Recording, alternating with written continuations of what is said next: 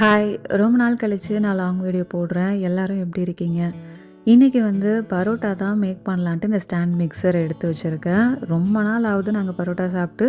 வீட் flour plus all purpose flour 2த்தையுமே கொஞ்சம் மிக்ஸ் பண்ணி தான் இன்றைக்கி பரோட்டா போடலான்ட்டு இருக்கேன். நான் இன்றைக்கி கையிலலாம் நீட் பண்ண போகிறது கிடையாது. ஏன்னா எனக்கு நீட் பண்ணவும் வராது. ஸோ இன்றைக்கி இந்த ஸ்டாண்ட் மிக்சர் அது எப்படி ஒர்க் அவுட் ஆகுதுன்னு பார்க்குறதுக்கு தான் எடுத்து வச்சுருக்கேன். ரொம்ப நாளாக நான் ஸ்டாண்ட் மிக்சர் தேடிட்டே இருந்தேன். கரெக்டாக எனக்கு ஏற்ற ஃபியூச்சர்ஸில் எல்லாமே அமைஞ்ச மாதிரி இருந்துச்சு. 8.4 குவாட் ஸ்டாண்ட் மிக்சர் இது. இதில் கொடுத்துருக்க பவுல் விஸ்க் எல்லாமே வந்து ஸ்டெயின்லெஸ் ஸ்டீல் நல்லா ஸ்ட்ராங்காகவும் இருக்குது. அதே சமயத்தில் எனக்கு ரொம்ப பிடிச்ச விஷயம் என்னென்னா இதில் வந்து டைமர் கொடுத்துருக்காங்க. ஸோ நம்ம டைமர் செட் பண்ணிட்டோம்னா நம்ம பக்கத்துலேயே நிற்கணும்னு அவசியம் இல்லை. நம்ம வேணும்னா இடையில வந்து இந்த மாதிரி பாஸ் பண்ணிக்கலாம். அதே மாதிரி 11 ஸ்பீடு வரைக்குமே இருக்குது. நம்ம நார்மலாக டோ வந்து நீட் பண்ணுறதுக்கு ஜஸ்ட் 3 ஸ்பீட்ஸே போதும்.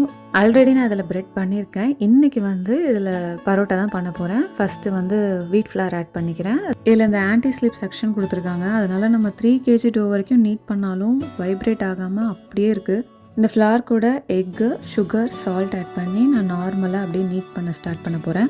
ஒரு 5 மினிட்ஸ்க்கு வந்து நான் டைமர் செட் பண்ணி வச்சுட்டேன். இடையில வேணும்னா நம்ம பாஸ் கூட பண்ணிக்கலாம். அது கூடவே இப்போ வந்து மில்க் இதில் ஆட் பண்ண போகிறேன். அப்படியே சைட்லேயே இதை ஆட் பண்ணிக்கிறேன். மெஷர்மெண்ட்ஸ்லாம் நான் எதுவுமே வந்து பெருசாக நான் நோட் பண்ணல. டைரெக்டாக அப்படியே மில்க் ஆட் பண்ணிகிட்டே வந்தேன். எந்த அளவுக்கு அது சாஃப்ட்னஸ் வேணுமோ அந்தளவுக்கு நான் வந்து ஆட் பண்ணிக்கிட்டேன். லாஸ்ட்டாக கொஞ்சமாக ஆலிவ் ஆயில் சேர்த்துக்கிறேன். இன்றைக்கி வந்து ஆயில் நான் யூஸ்வலாக சேர்க்குறத விட கொஞ்சமாக தான் ஆட் பண்ணியிருக்கேன். மாவு வந்து நீட் பண்ணி நம்ம தேய்க்கும் போது அதில் கொஞ்சம் ஆட் பண்ணிக்கலாம்னு சொல்லிட்டு நான் இதில் வந்து கம்மியாக தான் சேர்த்துருக்கேன். ஒரு 5 to 8 மினிட்ஸில் டோ எவ்வளோ சூப்பர் சாஃப்டாக ரெடியாகி வந்திருக்கு பாருங்கள். இதையே நான் கையில் நீட் பண்ணணும்னா கண்டிப்பாக என்னால் பண்ணியிருக்க முடியாது. இதில் ஒரு 8 to 10 மினிட்ஸ் நான் அப்படியே ஓட விட்டுட்டேன். சூப்பராக நல்லா நீடாகி வந்திருக்கு. மேலே கொஞ்சமாக ஆலிவ் ஆயில் அப்ளை பண்ணிவிட்டு இதை ஒரு 1/2 அன் ஹவருக்கு அப்படியே ரெஸ்ட்டில் விட போகிறேன். டோ நல்லா சாஃப்டாக இருக்குது. இப்போ இதை வந்து ஈக்குவல் போர்ஷனாக உங்களுக்கு ஏற்ற சைஸில் பிரித்து எடுத்துக்கோங்க. பரோட்டாலாம் நான் இது வரைக்கும் பண்ணதே கிடையாது. ஆக்சுவலி இதுதான் எனக்கு வந்து ஃபஸ்ட் டைம் நான் பரோட்டா பண்ணுறேன் ஃப்ரம் த ஸ்க்ராட்ச்லேருந்து. ஈக்குவல் போர்ஷனாக பிரிச்சுட்டு இதை வந்து அப்படியே டக்கின் பண்ண மாதிரி பண்ணிக்கிறேன். பன்னில் நம்ம எப்படி பண்ணுவோமோ அதே மாதிரி தான் நான் வந்து இதில் இருக்கும்னு நினச்சி பண்ணுறேன். எல்லாத்தையுமே அதே மாதிரி பண்ணிவிட்டு மேலே வந்து லைட்டாக ஆலிவ் ஆயில் அப்ளை பண்ணிவிட்டு ஒரு 10 மினிட்ஸ்க்கு இதை அப்படியே நான் விட்டுற போகிறேன்.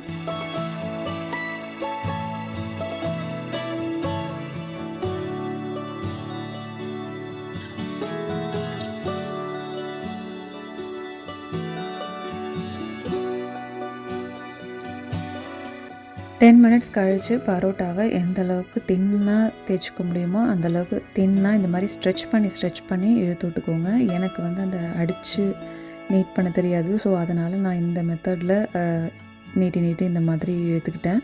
மேக்ஸிமம் உங்களால் தின்னாக எந்த அளவுக்கு தேய்ச்சிக்க முடியுமோ அந்தளவுக்கு தேய்ச்சிக்கோங்க. நான் இதில் ஃபுல்லாக ஆல் பர்ப்பஸ் ஃப்ளார் யூஸ் பண்ணல, வீட் ஃப்ளார் யூஸ் பண்ணியிருக்கிறதுனால கத்தியில் இந்த மாதிரி ஸ்லிட் பண்ணிக்கிறேன். அப்போ தான் வந்து லேயர்ஸ் நல்லா கிடைக்கும்ட்டு.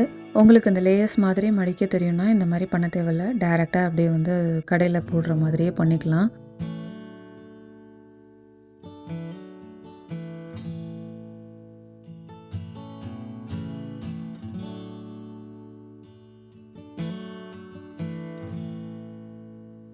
இந்த லேயர்ஸோடு அப்படியே எடுத்து நான் பண்ணுற மாதிரி அப்படியே சுற்றிக்கோங்க. உள்ளே லாஸ்ட்டாக இருக்கிற அந்த லேயரை உள்ளே டக்கின் பண்ணி அப்படியே கையிலே நீங்கள் ப்ரெஸ் பண்ணிக்கலாம்.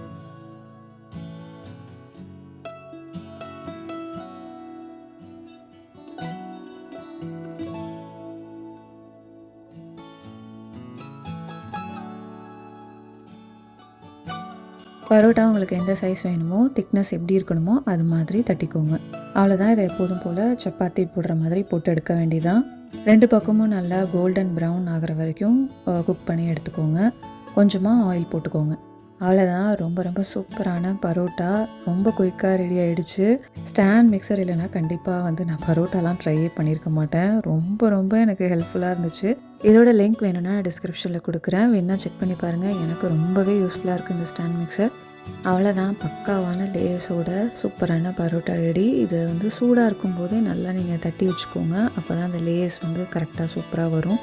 இதோட சைட் டிஷ்க்கு சிக்கன் கிரேவி தான் பண்ணியிருந்தேன். பரோட்டாவோட டேஸ்ட்டு வேறு லெவலில் இருந்துச்சு. பரோட்டா எனக்கு ரொம்ப பிடிக்கும். இருந்தாலும் நான் சாப்பிடாமல் கண்ட்ரோல் பண்ணிகிட்டே இருப்பேன். சரி ரொம்ப மாதமாச்சு பரோட்டா இன்றைக்கி செஞ்சு சாப்பிட்ருவோன்னு தான் செஞ்சேன். ரொம்பவே நல்லா வந்துருந்துச்சு. ரொம்ப நாள் கழிச்சு இந்த லாங் வீடியோ அப்லோட் பண்ணுறேன். உங்கள் எல்லாருக்குமே இந்த வீடியோ பிடிச்சிருக்குன்னு நம்புகிறேன். இன்னொரு வீடியோவில் பார்க்கலாம். Bye take care.